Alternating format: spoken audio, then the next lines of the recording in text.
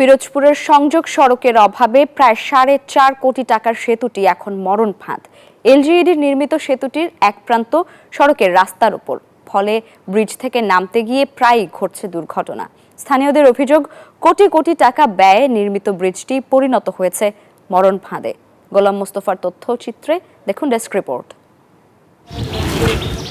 এভাবেই জীবনের ঝুঁকি নিয়ে মই দিয়ে ওঠানামা করতে হয় নেসারাবাদ উপজেলার দৈহারি ইউনিয়ন পরিষদ সংলগ্ন ব্রিজটিতে। এই ঈদে জামা জুতো অ্যাক্সেসরিজের ডিসকাউন্ট।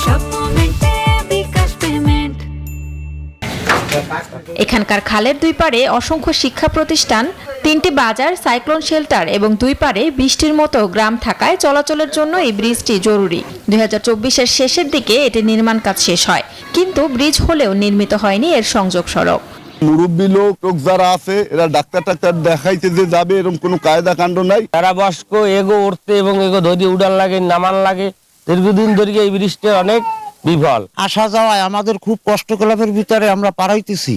এলাকাবাসীর অভিযোগ, যাতায়াত সমস্যার সমাধানে স্থানীয় সরকার বিভাগ কোটি কোটি টাকা খরচ করে তৈরি করেছেন মৃত্যুফাত।